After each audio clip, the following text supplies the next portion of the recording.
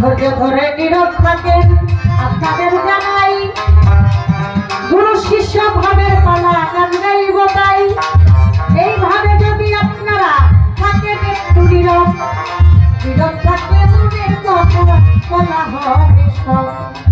আর যদি মাঝে মাঝে কথাবার্তা হয়, কথা কানে আসলে কি বিচার গানে মজা রয়। আপনারা বসে বসে হাত তুলিয়া করলে একটু দোয়া, আপনাদের দোয়া পেলে হবে রে বাংলা।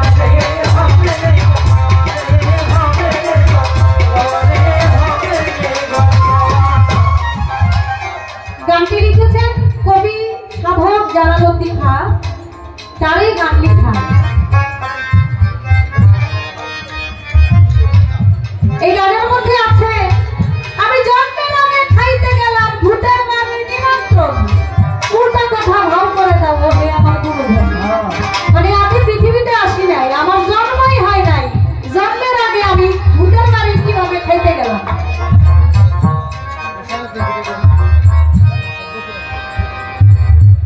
গানের মধ্যে আছে কথা জানে দিয়া যাব তালে, তারে কেন দেখতে কালো, সাপের মনি ব্যাঙ্গে নিল ময়ূর পলাই কি কারণ। ভাইয়ের দেখা হলো পথে ধনী গিয়া উঠল রাতে, আমাবস্যা পূর্ণিমাতে কোথায় লাগে চন্দ্রগ্রহণ। আমার মাই যেদিন যুবতী হলো, আমার বাবা সেদিন মারা গেল। আগে ছেলের জন্ম নিল পাইনা কোথায় দিবারণ।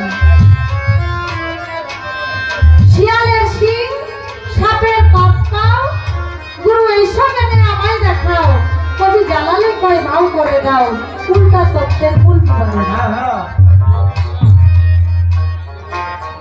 আমরা এখানে অনেকেই আছি, আমরা গুরুর কাছে যাই, গুরুর কাছে মুরিদ হই, গুরুর কাছে মুরিদ হইছি। আমার অনেকের মনে মনে ইচ্ছা আছে বায়াত হওয়ার, তাই যাদের মনের মধ্যে ইচ্ছা আছে বায়াত হবো, কিন্তু আমরা অনেকেই জানি না যে আসলে গুরুর কাছে গেলে কি হয়, প্রয়োজনটা কি। আমি যে একজন গুরুর কাছে গিয়ে হাত ধরবো, আমি যে বায়াত হবো, আমি মুরিদ হবো, আমার দরকারটা কি মুরিদ হওয়ার। কারণ আমার আল্লাহ পাক রব্বুল আলামিন তিনি তার ইবাদত করার জন্য বলেছে। আমি যদি নামাজ পড়ি, রোজা রাখি, মানুষের সাথে ভালো ব্যবহার করি, বড়কে সম্মান করি, ছোটকে স্নেহ করি, আমার নবী করিম হযরত মুহাম্মদ সাল্লাল্লাহু আলাইহি ওয়াসাল্লাম যা বলে গেছে তা যদি আমি মেনে চলি, আমি আল্লাহর কথা যদি শুনি, তাহলে আল্লাহ আমার প্রতি যদি সন্তুষ্ট থাকে তাহলে আমাকে জান্নাত দিবে। আমি যদি আমার বাবা মায়ের খেদমত করি, আমি যদি মানুষের সাথে ভালো করি, আমি যদি রোজা নামাজ হজ যাকাত আমার আল্লাহ যা বলে গেছে সবকিছুই যদি করলে আমি জান্নাত পাই, আল্লাহর ইবাদত করলে যদি আমি জান্নাত পাই, তাহলে আমার গুরু ধরার প্রয়োজনটা কি? আমি মুরিদ হব কেন, আমি গুরু ধরবো কেন? এটা আমার জন্য না। যাদের এই প্রশ্নটা ভিতরে আসে, আমি তাদের পক্ষ নিয়ে আমি আপনার কাছে জানতে চেয়েছি। আপনি দয়া করে দয়াল গুরু আমাদেরকে একটু বুঝিয়ে দিবেন এই কিছু কথা আপনার কাছে।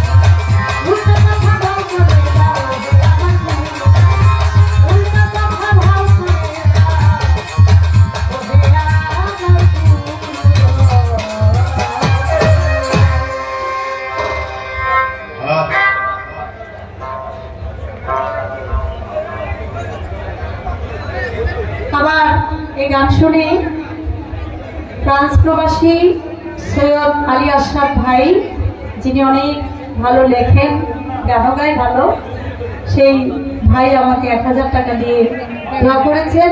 আমি ভাইয়ের প্রতি সালাম জানাই। আসসালামু আলাইকুম।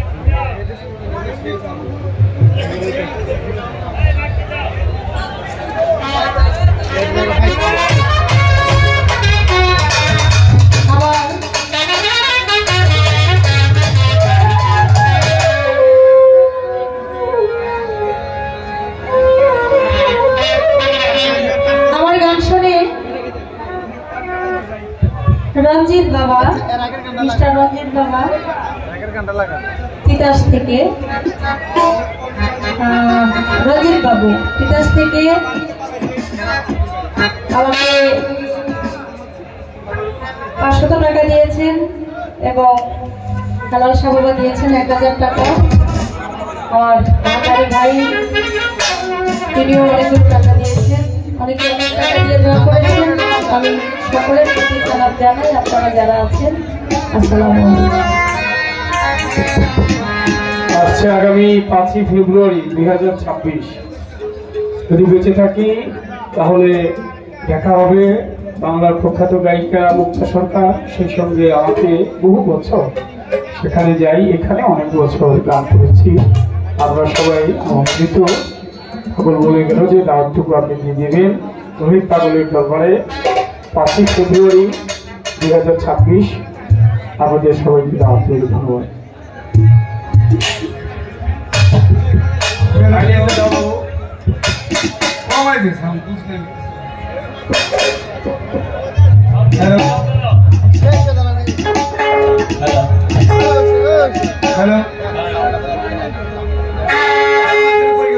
পাইলেনটা ধরো না, রিভাব দিয়ে দেবো, রং হচ্ছে মাছটা ভালো হবে।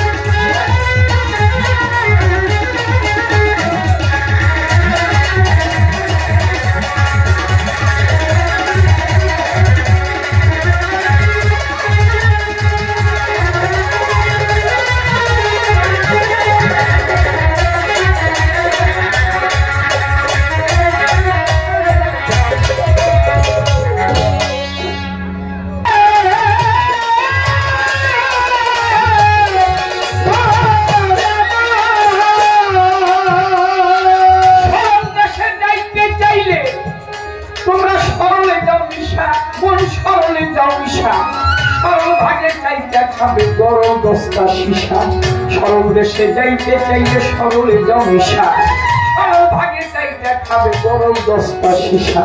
সরল দেশের সরল মানুষ করলে তারে বাবা, সরল দেশে খাজা বাবা করলে তারে বাবা। 3 দিনে শুকাইয়া যাবে, 3 দিনে মাত্র 3 দিনে শুকাইয়া যাবে যত ঘাড়ে মন মানুষ জাতি ধর্ম খাইয়া দিয়া চলো বেরোতে যাও তোমার ছাড়িয়ে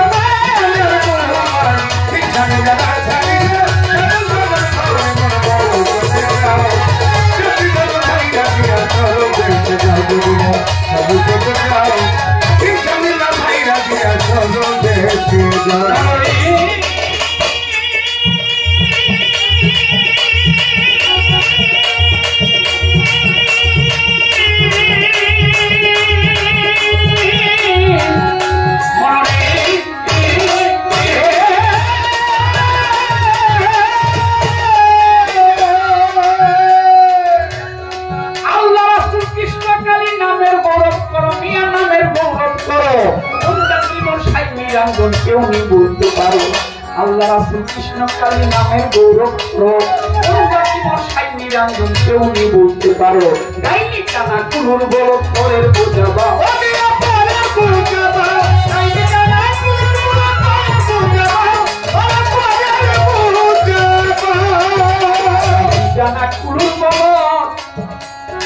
পরের বোঝা বাউ পরের বোঝা বাউ ওই বেলা খেলাইয়া গেল বেলা খেলাইয়া গেল আর দিকে তাকাওনে মন না আর জাতি ধর্ম ছাইরা দিয়া চলো যাও পারবা ছাইরা ইখানে জানা ছাইরা যাও জাতি ধর্ম ছাইরা দিয়া চলো যাও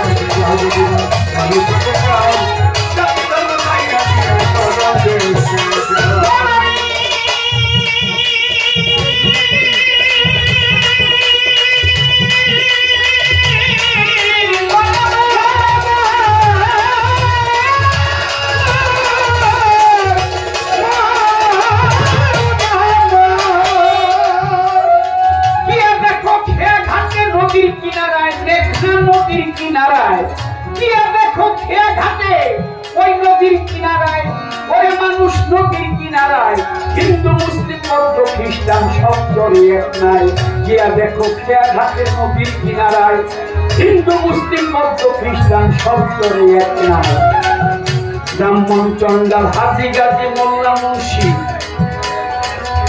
এক নদীর জল খাও একই চন্দ্রের আলো পাও একই সূর্যের আলো পাও একই বাতাস গায়েতে লাগাও ব্রাহ্মণ চন্ডাল হাজি গাজি এক নদীর জল খাও মিয়াই এক নদীর জল খাও বাতাল বাচ্চা কান্দে গানের ছন্দে আমার বাচ্চা কান্দে আমার বাচ্চা কান্দে গানের ছন্দে ভাইরা গাছে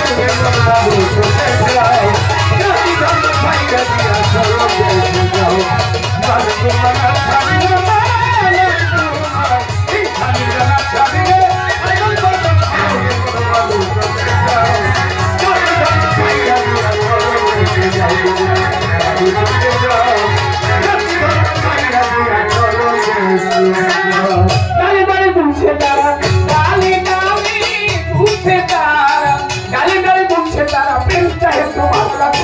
বাগানে বাগানে বসেছে বাতা কান্দি বাগানে বাগানে ফুলগুলা বসেছে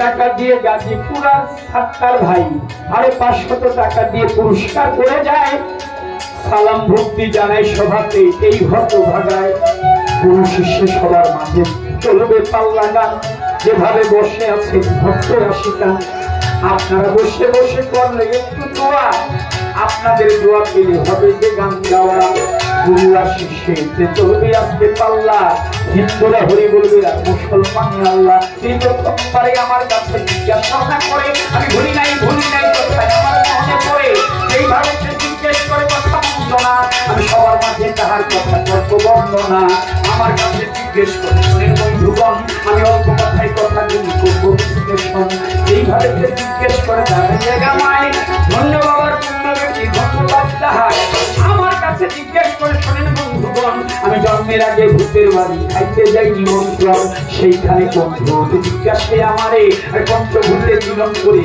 এই দেহ তৈয়ার করে পঞ্চভূতে মিলন করে দেহ তৈয়ার হয় আগুন পানি বাতাস মাটি মুড়ের সাফা হয় এই পঞ্চভূত দিয়ে কিন্তু মানব দেহ করিল এইখানে একটা কথা বলা হয়ে গেল তিনি আরো কথা জিজ্ঞেস করে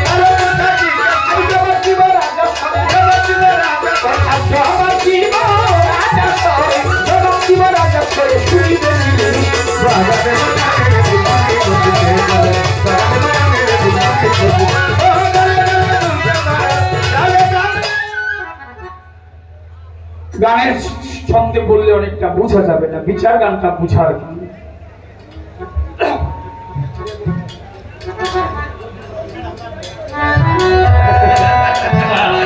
লাভলি আপা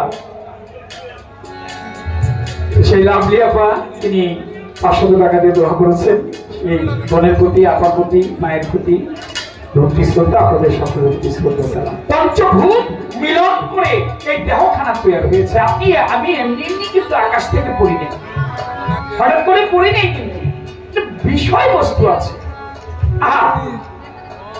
পিতা মাতার প্রতিক্রিয়ার মাধ্যমে আমরা জগতের বুকে প্রত্যেকটি মানুষ এসেছি। কিন্তু বাবা আদমকে যখন আল্লাহ পাক সৃষ্টি করেন, তৈরি করেন, আদমকে বানানোর আগে আরো 5টি জাতি সৃষ্টি করেছিল, তথা হারিজ, মারিজ, অসুর, সিংহ, জিন জাতি। কেন? আল্লাহর ইবাদত করার জন্য। হারিজ, মারিজ, অসুর, সিংহ, জিন জাতি তারা এমন অসভ্য, তারা ঝগড়া ফ্যাসাদের মত রইলে আল্লাহ পাক বললে আমি সমূলে তাদেরকে ধ্বংস করে দিব। আল্লাহ পাক তাই করেছিলেন। হারিজ জাতি, মারিজ জাতি, অসুর জাতি, সিংহ জাতি ধ্বংস করে পরোয়ার, জিন জাতিকেও ধ্বংস করে। শুনবেন সমাচার, জিনের ছোট্ট একটি বাচ্চা দেখতে খুব ফুটফুটে সুন্দর, এটাকে রেখে দিলেন। কেন? জিবরাইল, ইসরাফিল, মিকাইল ফেরেশতারা আল্লাহর কাছে বললেন যে, ফেরেশতারা বললেন যে এই বাচ্চাটা দেখতে সুন্দর, একে মারার দরকার নাই, ধ্বংস করার দরকার নাই, ওকে আমরা লালন পালন করি, ওদেরকে শিক্ষায় শিক্ষিত করে ওকে আমরা একটা ভালোবাসার স্থানে রাখবো। কিন্তু সোরে না শুনে ধর্মের কাহিনী, সোরায় ধর্মের কাহিনী কখনো শুনে না। প্রবাদ বাক্য বলে আল্লাহ পাক সুযোগ করে দিলেন, জিন জাতির বাচ্চাটাকে রেখে দিলেন। সে আস্তে আস্তে বড় হইতে লাগলো। বড় হইতে হইতে অনেক বড় হয়ে গেলেন, ইবাদত করতে লাগলেন। ইবাদত করতে করতে 9.5 লক্ষ বছর ইবাদত করেছে। কত বছর? 9.5 লক্ষ বছর। বাড়ির কাছে কথা নাকি, শুধু ইবাদত করেছে, আল্লাহকে ডেকেছে। আল্লাহ পাক খুশি হয়েছে, আমাকে এত ডাকে, তাকে সর্দার বানাইয়া দিল, সমস্ত ফেরেশতাদের সর্দার। তখন তো মানুষকে তৈরি করে নাই, ফেরেশতা মণ্ডলীর সর্দার হইল মুকরুম আবেদ। আল্লাহ পাক এবার মনস্থির করলেন আমি মানুষ বানাবো। কি দিয়ে? অনেক আলোচনা, আমি একটি কথার ব্যাখ্যা যদি দেই তাহলে আমার 2 ঘন্টা লাগবে এই কথাটা, আর বাকি তো নিয়ে গেছে তার প্রশ্ন প্রায় আর 10টা। না বললেও সমস্যা, বলতে গেলে সময়ের প্রয়োজন, সময়ের তো ঘড়ি কাটা ঘুরতেই আছে, থামানো যায় না, তাহলে আমি শর্ট করে বলতে হবে। তাহলে ওই জিন জাতির বাচ্চাটাকে রেখে দিলেন।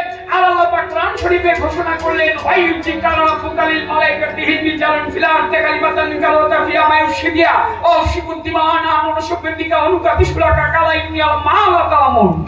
হে ফেরেশতাগণ, সূরা বাকারার মধ্যে আল্লাহ পাক বলে, হে ফেরেশতাগণ, আমি আরো একটা প্রতিনিধি সৃষ্টি করতে চাই, আমি মানুষ বানাতে চাই। আল্লাহ বলে মানুষ বানাবেন না, ফেরেশতারা বলে মানুষ বানাবেন না। কেন? বলে মানুষ বানালে তারা তো মারামারি ঝগড়াঝাটি নিয়ে ব্যস্ত থাকবে, এক ভাই আরেক ভাইকে মারবে। আল্লাহ বললেন মা আল্লাহ তালামুন, আমি যাহা বুঝি তোমরা তা বুঝো না। আর মানুষ বানাবে কি দিয়ে? মাটি দ্বারা মানুষ বানাইবে। কাদা মাটি, ঠনঠনে মাটি, কনকনে মাটি দ্বারা আদম আলাইহিস সালামকে বানালেন।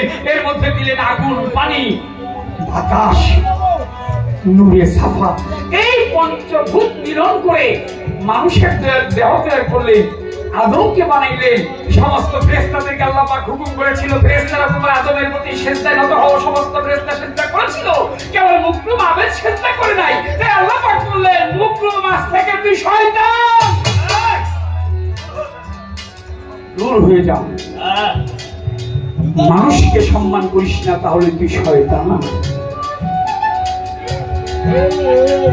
এই পঞ্চভূতে মানুষ বানাই আল্লাহ পরোয়ারি।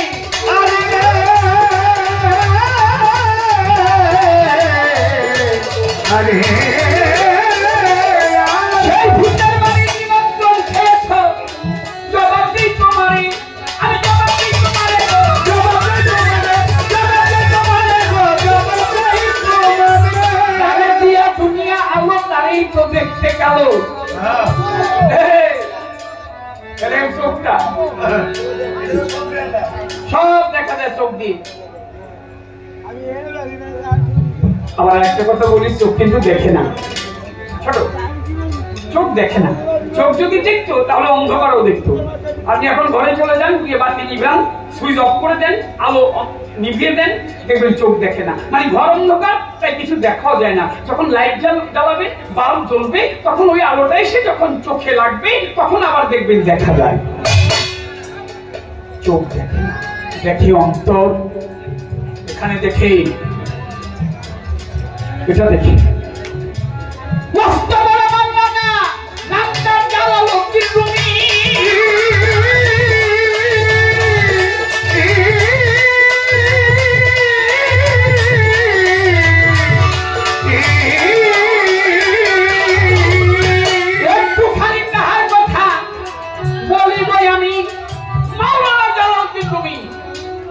বিশাল মাওলানা একটা ফুলের বাগানে বসে আছে,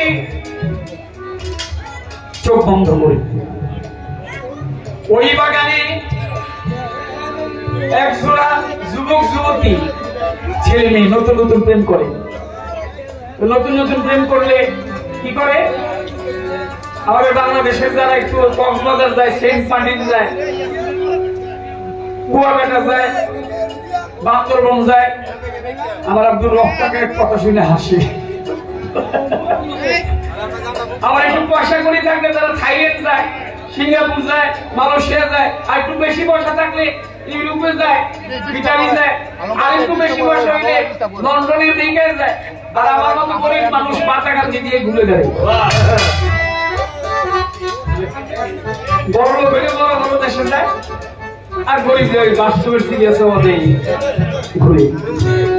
প্রেমিক প্রেমিকা ওই বাগানে গিয়েছে, গিয়ে দেখে মাওলানা সাহেব চোখ বন্ধ করে বসে গেছে।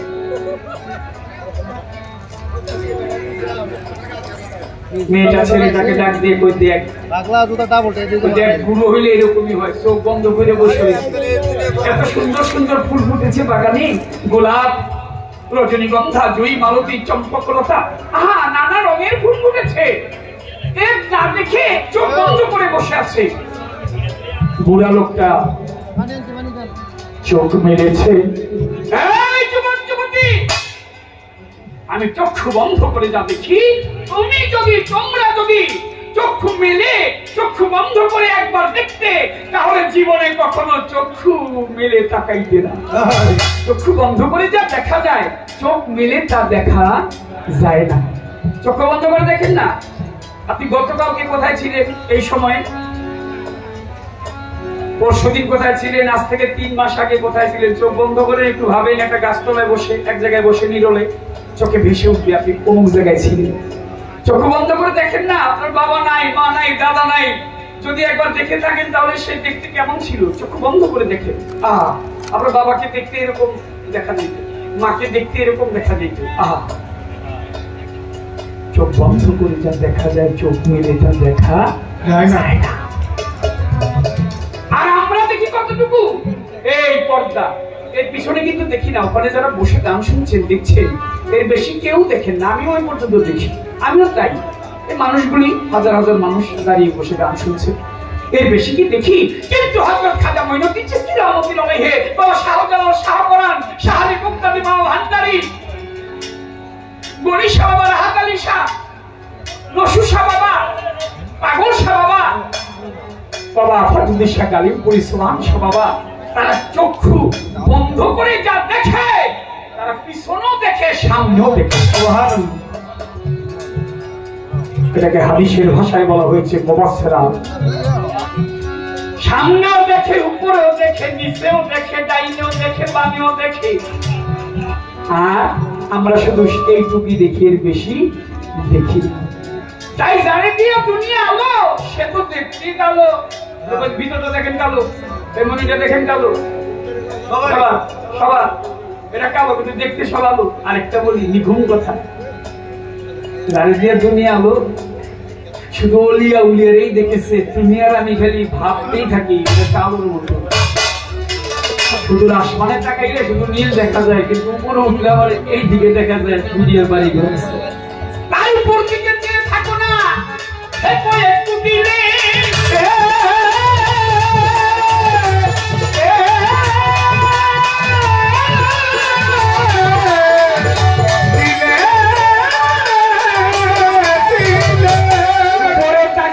মিলে না রে, এই বুকের ভিতর মিলে, এই বুকের ভিতর মিলে, এই বুকের ভিতর মিলে, এই বুকের ভিতর মিলে।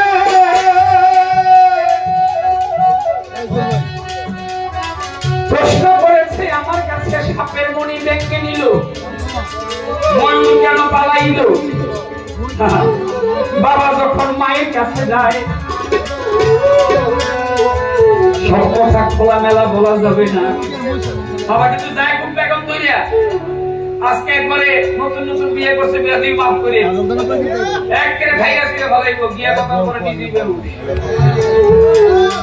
মানে বেগম ধরছিল, কতক্ষণ পরে বেগম থাকে না, কিন্তু সাধক যারা তাদের বেগম ছিল, থাকে সবসময়। এর জন্য একজন কামেল গুরুর কাছে যেতে হবে, যে আমি নামবো জলে, সাঁতার খেলবো, আমার গায়ে যেন কাদা না লাগে। ভাইয়ের দেখা পথে ভক্তি রক্ষে, এই দেহের মধ্যে চার চিজ আছে বাবা, চারটি বস্তু বাবা আছে, চারটি মায়ের বস্ত বস্ত লৌহ হলো হাড় রগ মণিমগজ। হাড় রগ মণিমগজ হচ্ছে পিতৃ অংশ। বাবা এই মস্তকে ছিলাম, বাবা রতিরণের মাধ্যমে, কৌশলের মাধ্যমে এই মণি থেকে, এখান থেকে পাশ হয়ে পিছন দিয়ে মায়ের গর্ভে আমাকে মায়ের রাস্তায় ঢেলে দিয়েছে। মা কি করেছে? মা আবার ওটাকে রেখেছে। মায়ের মাসে মাসে রজশালা হয়, সেই রজশালা বন্ধ হয়ে গেছে। কখন? যখন আমি কাজল মায়ের গর্ভে গিয়েছিলাম, ডিম্বুকুশের মুখ বন্ধ হয়ে গেছে। শুধু আমি কাজল না, আপনারা যারা আছেন সবাই বন্ধ হয়ে গেছে। ডিম্বুকুশের মুখ কেন? প্রবেশ করেছে কি যেন ভিতরে মানুষ হবে। ভিতরে এক ফোঁটা পানি দিয়েছে, এক ফোঁটা পানি মা রস দিতেছে জমিতে। যেমন আপনি চারা রোপণ করলেন, ধান বুনলেন, ওটাতে যদি পানি না দেন তাহলে কখনো ফসল সুন্দর হবে না। বাবা তো বীজ দিল, এবার মা রস দিচ্ছে। মায়ের ওই রস রজশালা যখন গর্ভে গিয়েছে, মা বুঝতে পারে এ মাসে আমার আর রজশালা হচ্ছে না। আমিও মায়ের পেটে ছিলাম, আপনারা ছিলেন। রজশালা মানে সহজ ভাষায় বলে মায়ের মাসি। 28 দিন অন্তর অন্তর হয়। কয়দিন? মায়েরা ভালো জানে 28 দিন অন্তর অন্তর মায়ের রজশালা হয়। কিন্তু যখন ভিতরে প্রবেশ করেছে তখন রজশালা বন্ধ হয়ে গেছে। কেন? একজন কাজল আসতেছে রে, একজন মুক্তা আসতেছে। মা 40 দিনের মধ্যে বুঝতে পারে মায়ের একটু কি ভাব লাগে, একটু বমি বমি আসে, আগের মতো খাইতে ভালো লাগে না। ওই কয়লা খাইতে ভালো লাগে, একটু মাটি খাইতে ভালো লাগে, পোড়া মাটি, একটু কেরাসিনের গন্ধটা ভালো লাগে। একটা মানুষ পেটের ভিতর বড় হইতেছে, 5 মাসের কালে পঞ্চত্ব হয়ে গেছে। মা রস দিয়েছে। ও মানুষ জানো না, ওই যে বড়াই করো ওই দেহটা নিয়ে মায়ের পচা রক্ত খেয়ে, পচা রক্ত খেয়ে এই দেহটা করেছ।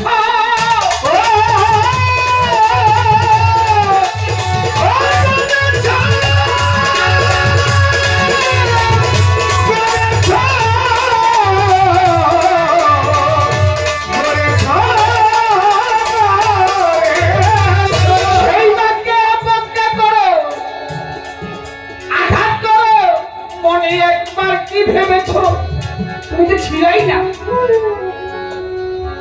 বাবা বীজ দিয়েছে আর মা 10 মাস 10 দিন কষ্ট করে সেই রস দিয়ে তোমাকে পেটের মধ্যে হয়নি। তোমার পেটের মধ্যে একটা উইট ঝুলে দেব না, রাখো না কয়েকদিন, দেখি কেমন পারো। 10 মাস 10 দিন তোমাকে পেটের মধ্যে রেখেছে। আমাদের সমাজের মধ্যে কিছু মানুষ আছে যারা মা বাবার গায়ে আঘাত করে, আছে না নাই? মা বাবাকে মানে না। খবরটা তুমি ছিল না, তুমি জানো না মা কত কষ্ট করেছিল। তুমি ছিলাই না, তোমার মানুষ বানাই দিছে। সে মাকে তুমি আঘাত করো। ফেসবুক খুললে দেখা যায় সন্তান মাকে মেরে ফেলছে, আঘাত করছে। আহা, তাহলে ওই যে মা রস দিয়েছে, মায়ের পিতৃ অংশ হলো 4 আর মায়ের অংশ হচ্ছে 4, একটা ভাইয়ের অংশ একটা বোনের অংশ। দেখা হয়েছে, ঘষাঘষি হয়েছে দুজনের সাথে দুজন, তার এই কয়ারে কথা ছিল, এই কয়ারে কথা ছিল, আশা করি বলা হবে, আশা করি বলা হবে, তিনি আরো কথা বলে গেল, আরো কথা বলে, আরে চন্দ্রগ্রহণ বলো, একবার বলে শেষ করে দিই। চন্দ্রগ্রহণ অমাবস্যায় পায়ের তলে, পূর্ণিমাতে কপালে থাকে। সাধুগুরু বৈষ্ণব যারা, বিশেষ করে সোলেমান ল্যাংটার দরবারে মেলা হয়ে গেছে, ওখানে গেলে দেখবেন লেংটি পরে 3 কোণার লেংটি আছে না, এই 3 কোণার লেংটি পরে তারা গঙ্গা স্নানে যায়। গঙ্গা স্নান করে সনাতন ধর্মের মধ্যে, মুসলমান ধর্মে বলে, ইসলাম ধর্মে বলে গোসল করতে যায়। ওই লেংটিটা পরে যখন পানিতে নামে তখন এটা বের করে দেখে ঋতুস্রাব হয়েছে কিনা। তুমি তো জানোই না, নারীর ঋতু মাসে মাসে, পুরুষের ঋতু বছরে 6 দিবসে, মাত্র 4 দিবসে। নারীর ঋতু মাসে মাসে, পুরুষের ঋতু 4 দিবসে। স্থলবিষু, জলবিষু, অদ্যবিষু, মহাবিষু। পুরুষের ঋতু হয় 4 দিবসে। তুমি জানোই নি কখন তোমার ঋতু হয়েছে। সাধুরা জানে কি করে, তারা দেখে প্রতিদিন গঙ্গা স্নানে গিয়ে, গোসল করতে গিয়ে যে ঋতুস্রাব তার হয়েছে কিনা। কোন কোন সাধু গুরুর বাক্যমতে সে তার কর্ম ফলন ঘটায় ওই চন্দ্র দ্বারা। পূর্ণিমাতে কপালে, অমাবস্যায় পায়ের তলে। যদি তোমার হাতের মধ্যে থাকে চন্দ্র, তুমি যদি তখন নারীর কাছে গমন করো, ওই সন্তান লুলা হবে। চোখে থাকলে নারীর কাছে গমন করলে সন্তান অন্ধ হবে। যদি তোমার মুখে থাকে, যদি তুমি ওই সময় নারীর কাছে যাও, ওই সন্তান বোবা হবে, কথা বলতে পারবে না।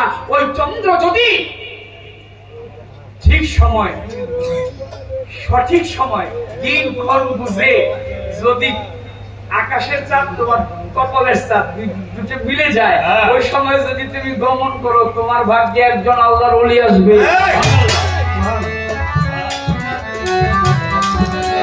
প্রত্যেকটি মানুষের ভাগ্যে একজন করে ওলি আছে। প্রত্যেকটি মানুষের ভাগ্যে একজন করে ওলি আল্লাহ পাক দিয়েছে। ওলি মানে প্রিয়। তুমি কি করেছো?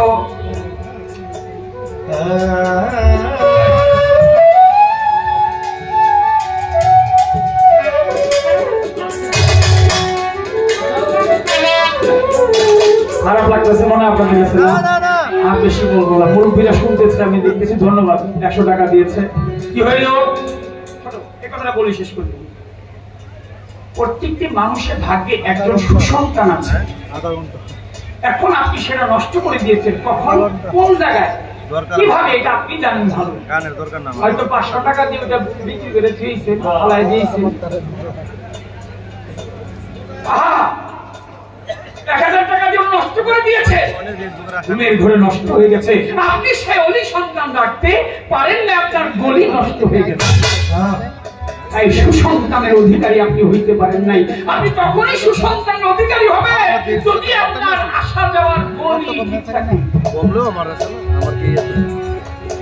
আর বলবো না কথা। আরেকটা ছোট্ট কথা আছে, আমার কাছে কয়, গুরু ধর্ম কেন নামাজ রোজা পড়লেই তো জান্নাত দিবে দয়াময়। হ্যাঁ, গুরু ধর্ম আল্লাহ পাক বলছে ধরতে। কোরআন শরীফ মানেন তো আপনারা? মুসলমান তো হাত তুলে দেখি কোরআন মানেন কারা কারা? মাশাআল্লাহ, আলহামদুলিল্লাহ। যারা কোরআন শরীফ মানে, আল্লাহ পাক কোরআন শরীফের সূরা ফাতিহার 10 নং আয়াতের মধ্যে বলল, হে রাসূল, আপনার হাতের উপর হাত রেখে যারা বায়াত গ্রহণ করিল, তারা যেন মনে করে ওই হাত আমি আল্লাহর হাত। ইন্নাল্লাযীনা ইউবাইউনাকা ইন্নাল্লাহা ইয়াদুল্লাহি ফাওকা আইদিহি। হে রাসূল, আপনার হাতের উপর হাত রেখে যারা বায়াত গ্রহণ করলো, তারা যেন মনে করে ওই হাত আমি আল্লাহর হাত। আল্লাহ সাজি বলল, যে মুর্শিদি সেই তো রাসূলি হাতে নাই কোনো ভুল, আবার খোদা সে হয় এমন কথা লালন কয় না, কথা আল্লাহর কোরআনে বলে।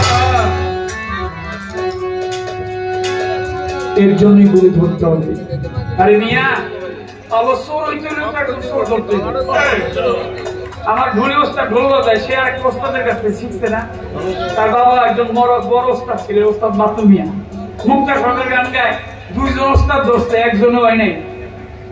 একজন হলো কে? হ্যাঁ, বাংলার দুইজন সেরা গায়িকা। ওরে বাবা রে বাবা, এই যে দুইটা গায়িকার কাছ থেকে শিখছে, গান কেন শিখছেন? এর জন্য ওস্তাদ ধরতে হইছে। এর জন্য তো একজন ওস্তাদ তৈরি শিখতে হইব, কেমনে কি করতে হইব।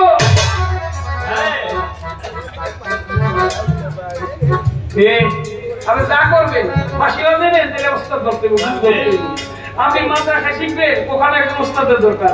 আপনি নামাজ পড়বেন, রোজা করবেন, যা করবেন ওস্তাদ না হইলে, গুরু না হইলে শিখতে পারবেন না। এই পর্যন্ত বলা কওয়া খালি এক রাখলে আমি কমু, আমার শরীর টরি ভিজে যাবো সব। আর সকালবেলা আপনি টাকা পয়সা লয়ে যাবেন, গা হলো না। আমি এই গুরুই না, আর আমি তো গুরু না, গুরু তৈরি আপনারা। আপনাদের কথাগুলি আমার মুখ দিয়ে বলতেছি। আপনার কাছে একটা পরীক্ষা। আমার ছাত্র যখন আসে তখন বলে না তোমার বাড়ি কই,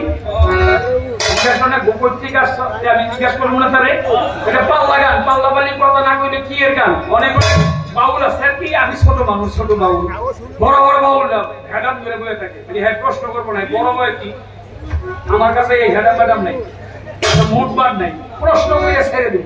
আমার যে কটা করছেন হয়তো আমি এই কটা করুন না, কিন্তু কমও করুন না। বলেন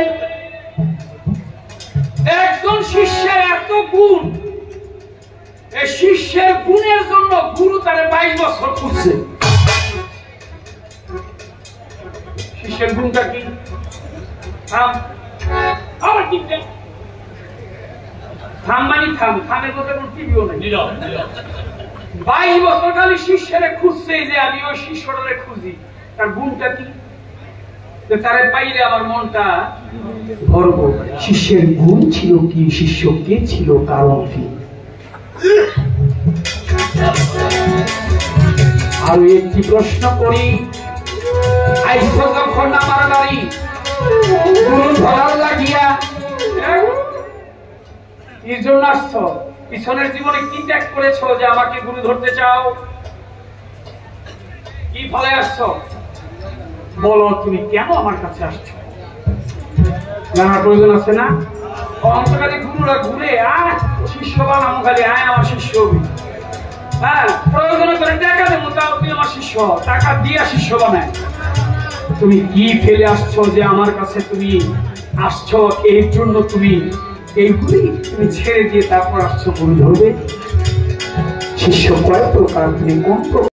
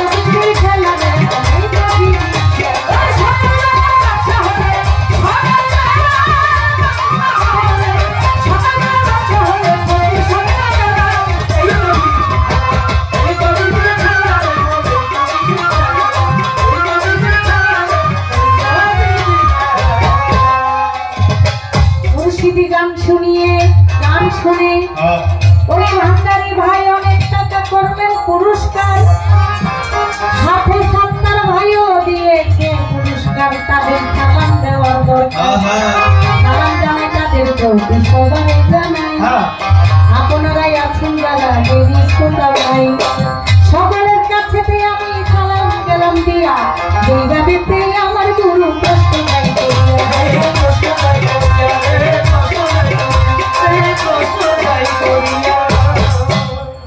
একজন শিষ্যের কি গুণ ছিল সবারে জানাই, সেই গুরু শিষ্যের নাম কি আমার জিগাই।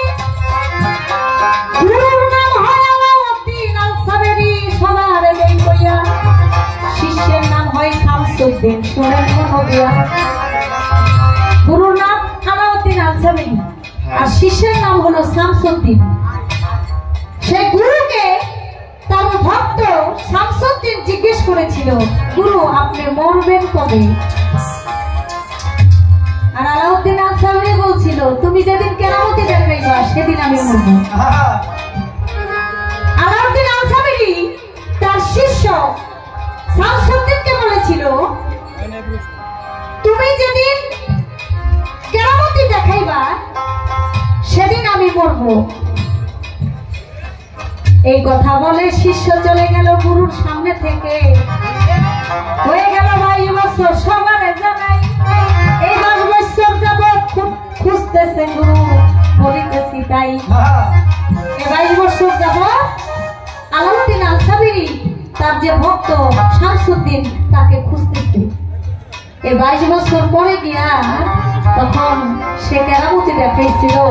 আর আলাউদ্দিন আনসারী বলেছিল, আমি তোমাকে কথা দিয়েছিলাম, বলেছিলাম যে আমি মরবো কবে, তুমি যদি কেরামতিতে দেখাইবা সেদিন আমি মারা যাবো। আজকে 22 বছর পরে, এই 22 বছর পর্যন্ত তোমার খুঁজছি পাই নাই, এই 22 বছর পরে তোমার সাথে দেখা পেয়েছি। আর ভক্ত বলেছিল, গুরু আমি এই 22 বছরের মধ্যে আমি অনেক কিছু জানতে পেরেছি। আমি আপনার কাছ থেকে দূরে গেল, আপনি তো আমার গুরু, আপনি সবসময় আমার হৃদয়ে আছেন, আমার কাছে। এই তো ছিল তাহার কথা, গুরু ভক্তের কথা আমি সবারই জানাই। আরো একটা প্রশ্ন করে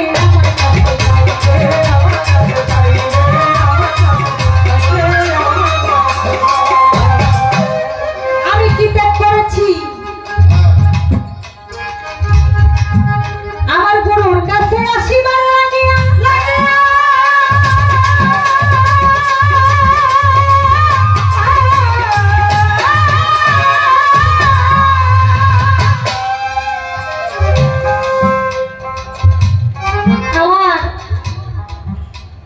বাবার 4টা জিনিস আমার মধ্যে আছে, আমার মায়ের 4টা জিনিস আমার মধ্যে আছে, আর আল্লাহর দেওয়া 10টা জিনিস আমার মধ্যে আছে।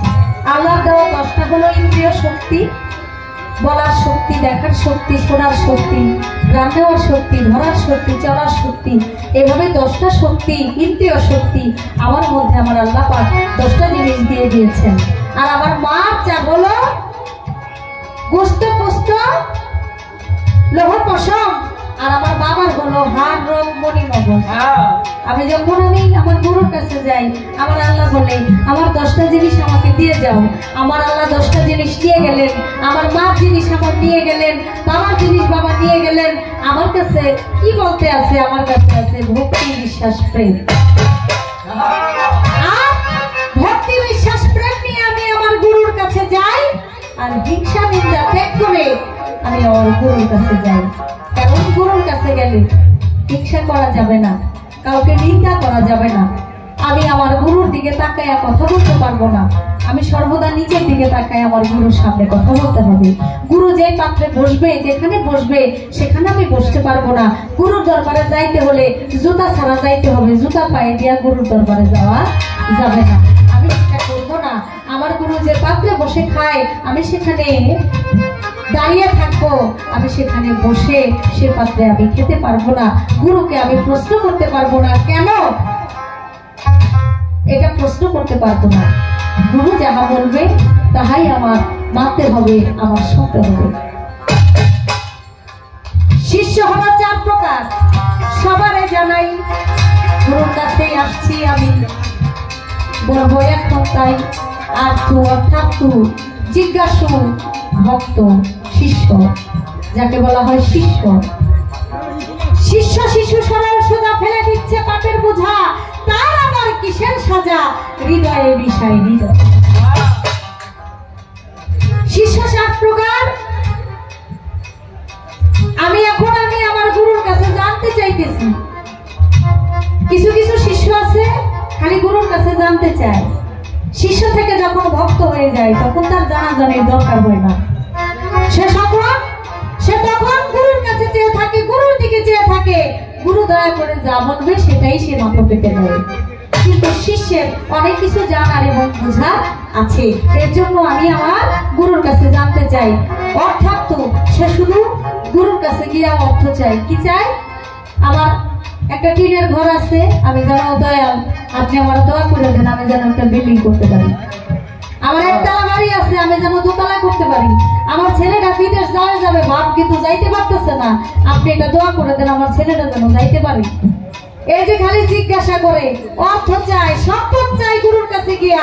আমি আমার ব্যাংকে 1 কোটি টাকা আছে, আমার 10 কোটি টাকার মালিক যেন আমি হইতে পারি, গুরুর কাছে খালি চাই।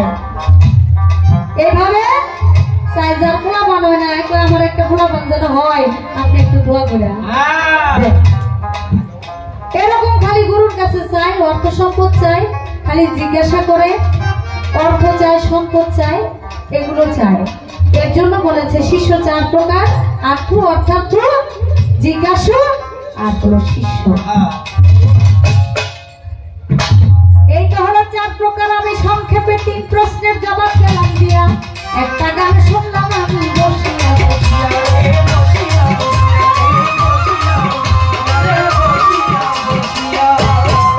যাহার মদন দেখাই মাত্র তোমার মনে জাগে আনন্দ, তাকে বুকে জড়িয়ে ধরে ভেবো এই তো স্বয়ং গোবিন্দ, দিয়ে তার প্রতি অঙ্গে প্রতি অঙ্গ করিও গোবিন্দের সঙ্গ, তুলিবে প্রেম তরঙ্গ তাপিত শীতল কিসে গুরুর ভজন হবে। এই গানের একটা অন্তরার মধ্যে আছে, তোমার মুখে যাহা মিঠা লাগে সপে দাও প্রাণ গুরুর ভোগে, পরাণ কান্তে যাহার লাগে তার প্রতিমায় ঠাকুর।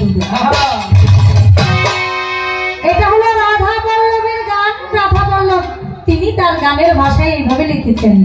আমাদের টাঙ্গাইল একজন শিল্পী ছিলেন, নাম ছিল তার সুশীল সরকার। তিনি ভালো গান লিখতেন, পরম বন্ধুর বাসর করে চলে গেছেন, তার জন্য দোয়া করি আল্লাহ যেন তাকে জান্নাত নসিব করেন।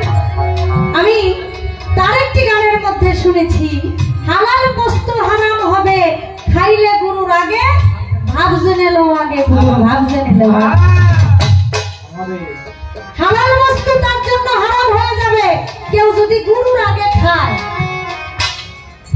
আর রাধা বল্লভ বলেছে তোমার মুখে যাহা মিঠা লাগে সবে দাও প্রাণ গুরুর ভোগে, মানে তুমি খাইয়া তারপরে গুরুরে দাও। তাহলে একজন লিখেছেন তোমার হালাল বস্তু হারাম হয়ে যাবে তুমি যদি গুরুর আগে খাও, আর আরেকজন বলছে তুমি খাইয়া তারপরে গুরুরে দাও। এখন আমি এটা একটু দ্বিধাদ্বন্দ্বের মধ্যে পড়ে গেছি। দয়াল বাজার আপনি একটু বলে দিবেন আমি কি খাইয়া দিলে আপনি খুশি না না খাইয়া দিলে আপনি খুশি?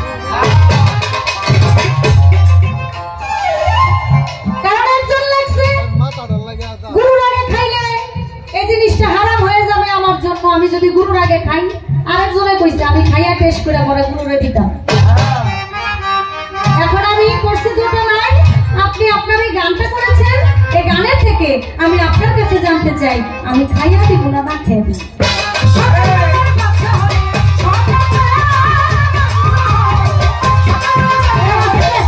এটা তো গানের থেকে প্রয়াণ করছি, আমি প্রশ্ন তো করি নাই এখনো।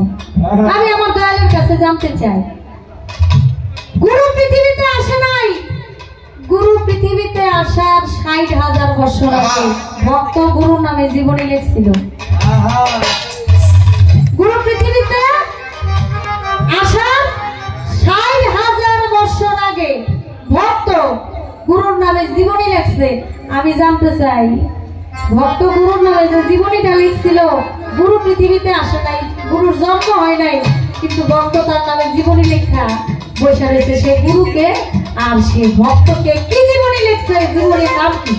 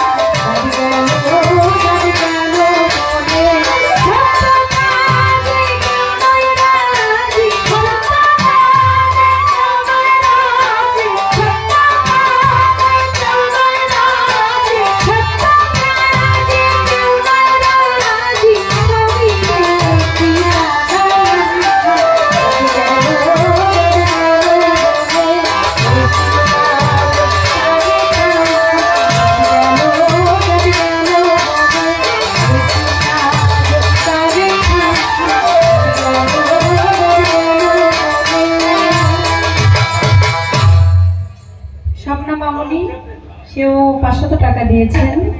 আমি